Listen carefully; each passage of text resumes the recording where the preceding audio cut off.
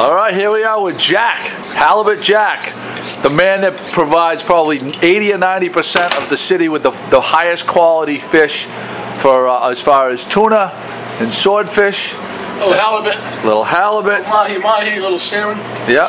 And what are we going to do today, Jack? All right, Joe. Well, here we have a swordfish. Right as is, it's about a 55-pounder.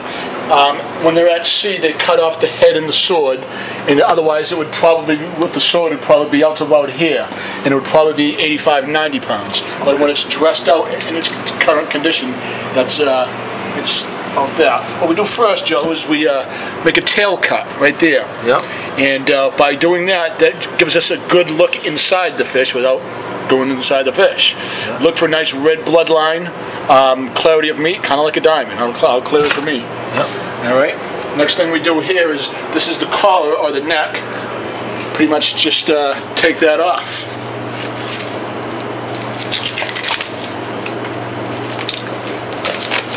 All right. And that's discarded?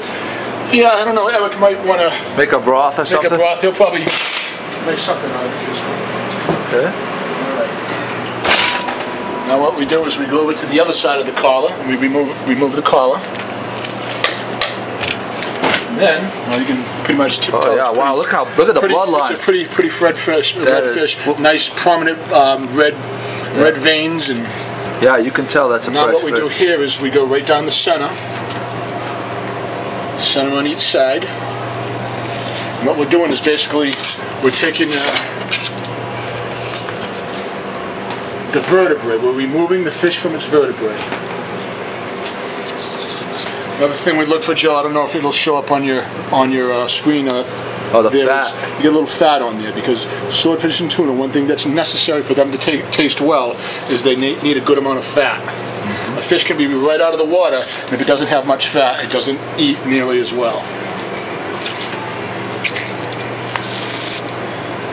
That's a sharp knife, I'll tell you that. Yeah, that's a good knife. Which is important because obviously you can get a much better yield on your fish and do a much better job with a good knife. All right.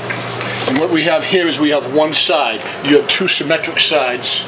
You call that a loin? Yes, that's called a swordfish loin. That's correct. And right on the edge here, what we do is we cut off. This is the belly part of the fish. We cut off the outer edge of the belly flap.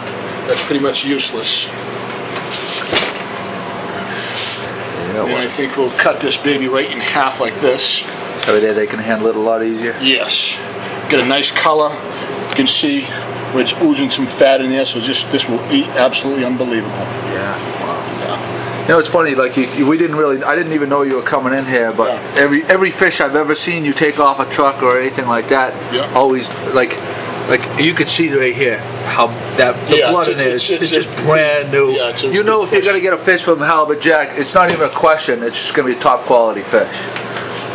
Do you ever do any residential stuff? Can people call you up if they want to order a whole fish? For the most part, I don't do that. That's not the business I'm in. But of course, I have friends that know that I'm in the fish business. Yep. On occasion, I'll try to help them out and accommodate to some degree. Mm-hmm. But I can't have people call me up and can I get a pound of this? Yeah, no. That doesn't work. No, but, if somebody's having a cookout and they need some help, then I try to accommodate if I can. Yeah, beautiful fish. Yeah, it's a beautiful fish. All right, All right, Joseph. Thanks, Jack.